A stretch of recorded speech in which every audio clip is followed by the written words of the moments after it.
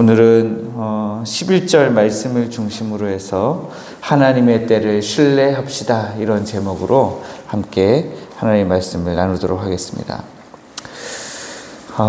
오늘 우리가 읽었던 부분 중에서 2절부터 8절까지를 보면서 참 많은 생각을 하게 됩니다. 여러분들은 어떤 때에 대해서 공감을 좀 하셨습니까? 읽으시면서. 저는 5절에 돌을 던져버릴 때가 있고 돌을 거둘 때가 있다. 근데 또 안을 때가 있고 않는 일을 멀리할 때가 있다. 이 말씀이 참 제 마음에 좀 더 많이 와닿는 것 같습니다. 아마 제가 그럴 때인가 보죠. 그래서 이제 또 월요일날 의연이를 국내 입대 보내면서 당분간 이제 않을 수가 없잖아요. 그래서 제가 코로나 때 이미 한번 경험을 해봤거든요. 그 영상 통화를 통해서 얼굴을 볼 수는 있어요. 볼 수는 있는데 저는 참 그게 너무 아쉽더라고요. 이렇게 만질 수 없는 게 그때 정말 너무 제 마음이 아쉬웠었는데, 이번에도 의연이를 보내면서 뭔가 당분간 이렇게 손댈 수 있는 게 마지막이구나, 그런 생각을 좀 했던 것 같습니다.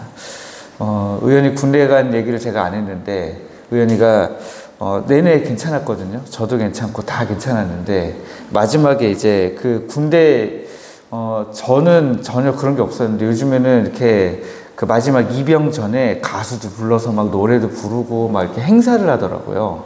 행사를 하고, 공연 같은 것을 막 하는데, 그리고 나서 마지막에 이제 그 사회자가 나와서 마지막 그 말을 해요. 장병 여러분, 이제, 내려오셔야 됩니다. 운동장으로. 연병장으로 내려오셔야 되고, 지금 부모님께 마지막 인사를 하셔야 됩니다. 지금 안 하면 후회할 수 있습니다. 잘 키워주셔서 감사합니다 하고 인사하고 내려오십시오. 하는데 그 순간에 의연이가 막 울더라고요. 근데 보니까 의연이만 우는 게 아니라 사방에서 막 그냥 남자애들이 꺼이꺼이 우는데, 제 마음이. 근데 이제 저도 내내 괜찮았어요. 괜찮았는데 의연이가 눈물을 보이자 그때 제 마음에 눈물이 좀 나더라고요. 저는 안 울 줄 알았거든요. 그랬는데 며칠 동안 다른 건 하나도 생각이 안 나는데 의연이가 눈물을 흘리던 그 장면만 제 머릿속에 남더라고요. 아마 제 생각에는 의연이가 저희 부모된 저희를 생각하면서 울지는 않았을 것 같아요. 내가 이제 끌려 들어가는구나. 그게 이제 현실적으로 다가오니까 아마 울었던 것 같습니다. 아마 들어가면서 그런 생각을 했겠죠. 왜 이런 일이, 왜 지금 내가 군대에 끌려 들어가야 되는가, 막 이런 생각을 하면서 아마 끌려 들어갔겠죠. 지금은 군에 들어가서 나라를 지켜야 될 때죠. 네, 저희는 보내야 될 때이고, 여기 때를 보면 어떤 때는 내가 적극적으로 내 감정을 막 표출해도 되는 때가 있고, 어떤 때는 내 감정을 다 온전히 참아야 될 때가 있고, 내가 다 누려도 되는 때가 있고, 내가 온전히 누리지 못할 때도 있고, 일부러 누리지 말아야 될 때도 있다는 사실을 이 때를 보면서 알 수가 있습니다. 1절 말씀을 참조하자면 범사에 기한이 있고 천하만사가 다 때가 있는 것입니다. 그래서 여기에 2절부터 8절까지 나오는 때의 종류가 전체 다를 합하면 28가지의 때가 나오고 있습니다. 모든 경험에, 모든 일들에 하나님이 정하신 때가 있다는 것입니다.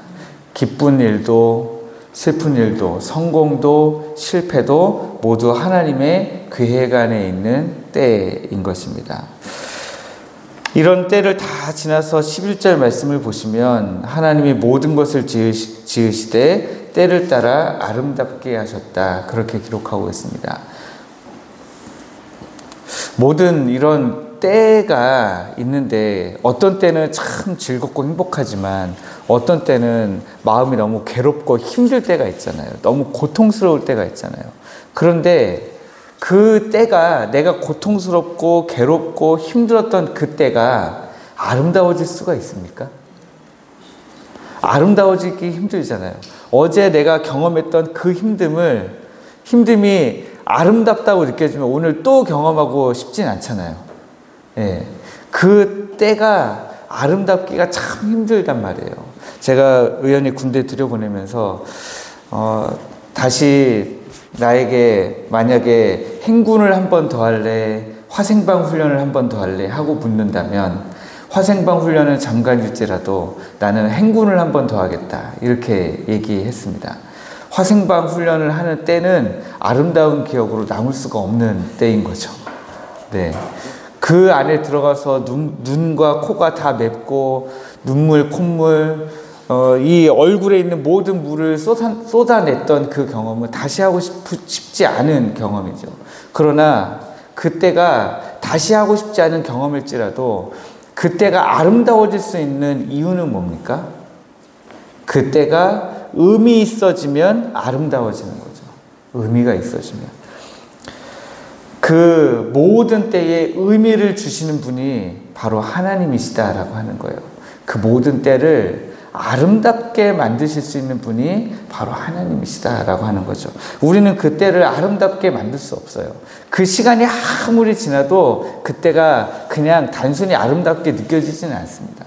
그러나 하나님이 의미를 주시면 그 때가 아름답게 되는 것입니다. 그러면 그 하나님이 그 때를 아름답게 느껴지도록 어떻게 의미를 부여하시느냐라고 하는 것이죠. 그 모든 때가 합쳐져서 그 뒤에 어느 순간에 갔더니 하나님께서 이 한날을 위해서 그런 모든 힘든 순간들을 지나게 하셨다라는 것을 느껴질 때, 그것을 알게 될 때 그 시간이 얼마나 아름답게 되겠습니까? 하나님이 그 모든 것이 합하여 선을 이루게 하시는 날이 있다라고 하는 것입니다. 11절 후반부에 보시면 사람의 한계가 분명하게 나옵니다. 그러나 하나님이 하시는 일의 시종을 사람으로 측량할 수 없게 하셨도다. 하나님이 하시는 일의 시종, 처음과 끝을 우리가 알 수가 없어요. 그렇기 때문에 지금 당하는 이때는 항상 어렵습니다. 항상 힘들어요. 아무리 좋은 순간이 와도요, 그 다음 일을 생각하면 또 마냥 좋을 수만은 없구나 이런 생각을 하게 됩니다. 예전에 제가 실패를 경험한 적이 있는데 선교사로서요, 한 교회에서 2천만 원의 헌금을 하시겠다는 거예요. 그걸로 교회를 지어달라는 거예요.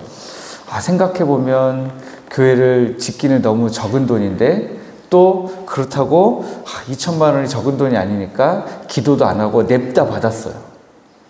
냅다 받아놓고 그 2천만 원 받은 것 때문에 제가 얼마나 힘들었는지 모릅니다. 교회도 사실 못 지었고요. 그 교회랑도 관계가 끊어지고, 왜냐하면 또 교회도 좀 무리한 요구를 하셨습니다. 비가 계속 날마다 하루도 빼지 않고 오는 그 우기에 저더러 교회를 지어 놓으라는 거예요. 무조건. 근데 그때가 비가 얼마나 많이 왔냐면 비가 너무 많이 와가지고 댐이 무너졌던 바로 그 해예요. 비가 하루도 빼놓지 않고 왔습니다. 아무것도 할 수 없었는데 그 교회는 무조건 우리는 언제 방문하니까 교회를 지어 놓으시오. 그 기간이 딱 3개월 주셨습니다. 3개월 동안 교회를 어떻게 지어요? 예. 그런데 저는 그런 조건을 하나도 생각하지 않고 일단 2천만 원을 받아놓고 본 거죠. 그래서 제가 아직도 그 짓담한 흔적이 라오스에 있어요. 그래서 제가 단기 선교팀이 오잖아요. 그럼 다 데리고 거길 가요. 여러분, 제가 기도도 하지 않고 2천만 원 덥석 받아놓고 짓담한 흔적입니다. 제가 실패한 흔적이에요. 여러분은 저같이 하시면 안 됩니다. 제가 그렇게 보여주는 교보 자료로 활용했습니다. 나중에는. 그런데 그 처음에는 제가 잘 몰랐죠. 받으면 되는 줄 알았어요. 네. 제가 혼자서 그걸로 맛있는 거 사 먹으려고 받은 건 아닐 거니까 받으면 하나님이 일하실 줄 알았습니다. 그런데 하나님은 전혀 다른 방법으로 일을 하시는 거예요. 결국에 짓지 못했는데 사실 그 저의 실패의 흔적을 봤던 수많은 단기 선교팀, 주로 청년들이죠. 청년들이 보고 얼마나 많은 은혜를 받았는지 모릅니다. 아, 좋은 교회 선교사처럼 하면 안 되겠구나. 이런 은혜를 참 많이들 받고 갔습니다. 네, 우리는 그 하나님이 하신 일의 시종을 알 수가 없죠.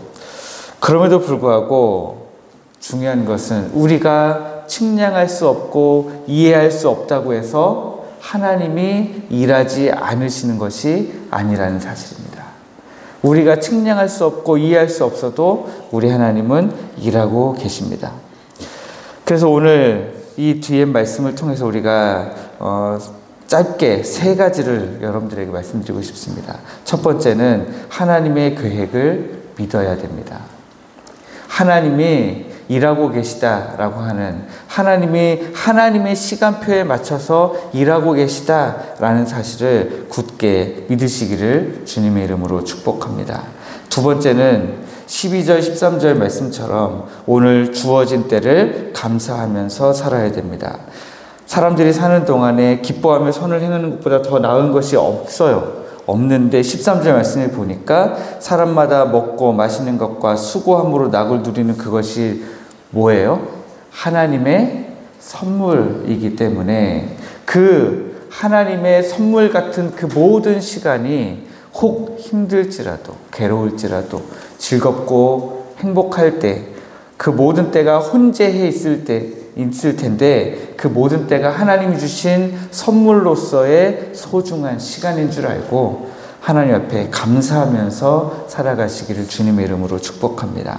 세 번째는 14절 말씀처럼 이 모든 때를 허락하신 이유가 뭐냐면 하나님을 경외하게 하려 하심인 것입니다.